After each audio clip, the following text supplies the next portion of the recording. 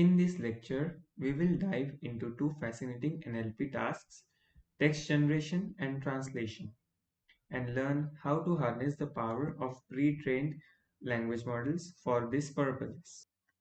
Before we start understanding the code, firstly, let's see how to activate GPU in Google Colab.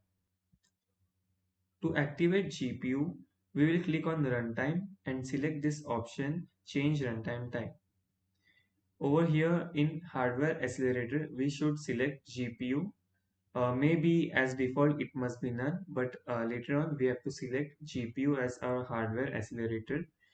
So whenever we are creating training model and working on machine learning and data science, we need to select GPU, which is graphic processing unit. Before we start learning our code, this all the libraries are very important to be installed before you run our code. So moving on to our next line of code. So what are we doing over here is this code imports the transformers library, which is a popular library for working with various natural language processing tasks, which uses pre-trained models. This line over here, what it does is it sets the login verbosity to error level, which suppresses any warning messages that might be displayed during the execution of the code. After this, we will start our content generation.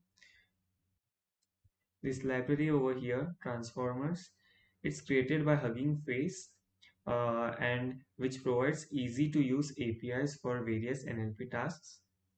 So a pipeline is an API that performs NLP tasks including text generation and various more tasks such as classification, sentiment analysis, and etc.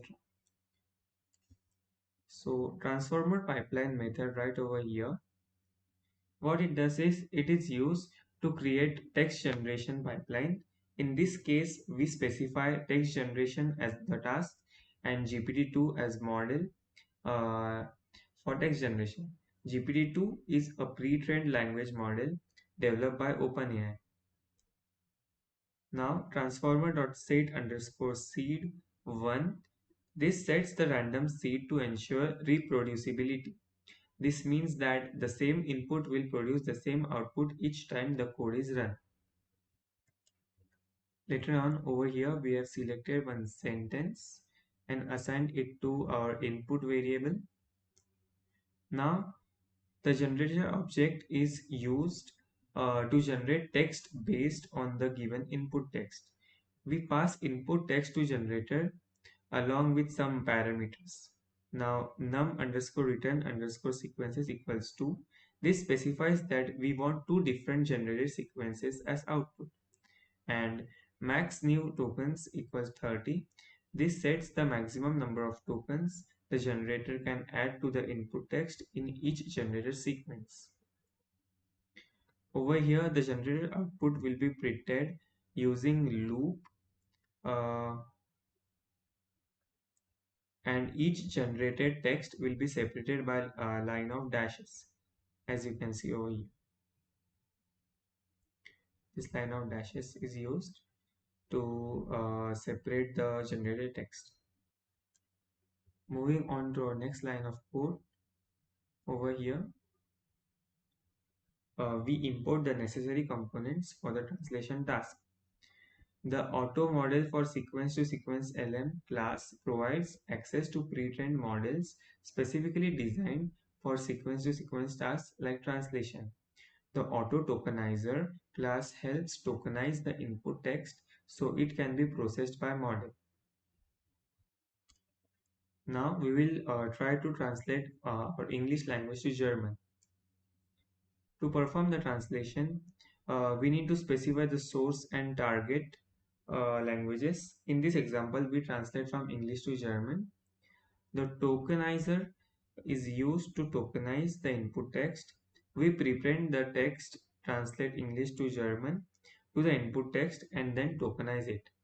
The return underscore tensors equals pt argument ensures that the output is in PyTorch tensors format. Model.generate method over here generates the translated output based on the tokenized input. We pass the tokenized input tensor uh, input 1 and input IDs over here to the model and specify max length equals 40, which limits the length of the generated output to 40 tokens. Finally, we use tokenizer.decode method to convert the output tensor back into human readable string. Output 1 and in braces 0. This is used to return the first member from the output 1 list, which comprises the T5 models produced token IDs. And skip spatial tokens equals to directs the tokenizer to omit spatial tokens from the decoded text, such as CLS, SCP, and so on. These tokens are used and utilized internally by the model and have no impact on the output. In the next part of our code, what we are doing is we are just performing the translation from English to French using the same approach as before. That's it. This code demonstrates how to use the Hugging Face Transformers library to perform text generation and translation tasks with pre-trained models.